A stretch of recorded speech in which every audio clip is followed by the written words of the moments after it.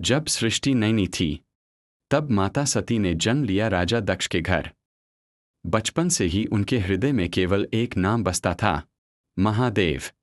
सती ने मन ही मन प्रण लिया था कि वे विवाह करेंगी तो केवल शिव से। राजा दक्ष को शिव पसंद नहीं थे।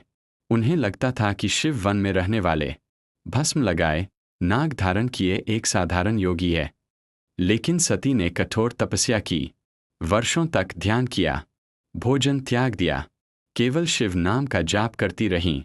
आखिरकार सती की भक्ति से प्रसन्न होकर महादेव प्रकट हुए। उन्होंने सती को स्वीकार किया और दोनों का दिव्य विवाह हुआ। देवताओं ने पुष्प वर्षा की, आकाश गूंज उठा, हर हर महादेव।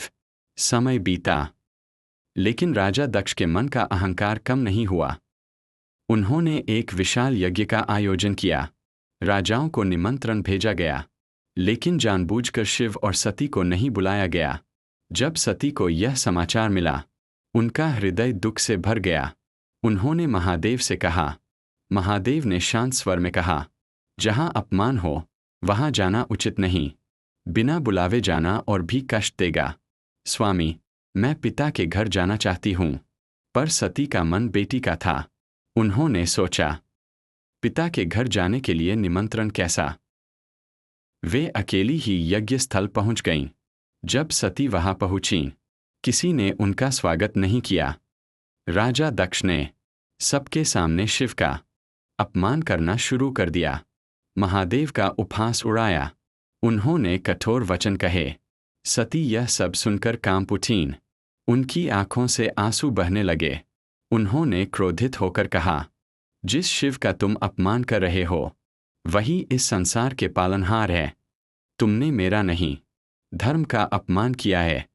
आज से मेरा तुम्हारे घर से कोई संबंध नहीं। सती ने चारों ओर देखा। यज्ञ की अग्नि प्रज्वलित थी।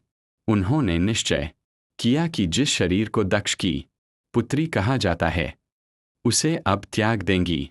उन्होंने महादेव का स्मरण किया, आंखें बंद कीं और योग अग्नि से स्वयं को अग्नि में समर्पित कर दिया। पूरा यज्ञस्थल कांप उठा। देवता स्तब्ध रह गए। आकाश में शोक छा गया। जब महादेव को यह समाचार मिला, उनका क्रोध भयंकर हो उठा। उनकी जटा से वीरभद्र प्रकट हुए। वीरभद्र ने यज्ञ स्थल तहस-नहस कर दिया और दक्ष का अहंकार चूर कर दिया। फिर महादेव स्वयं पहुँचे। उन्होंने सती के जले हुए शरीर को उठाया और शोक में तांडव करने लगे। पूरा ब्रह्मांड कांपने लगा। देवताओं ने भगवान विष्णु से प्रार्थना की। तब विष्णु ने अपने सुदर्शन चक्र से सती के शरीर के टुकड़े किए, जो पृथ्वी पर जहां जहां गिरे वहां शक्तिपीठ बने।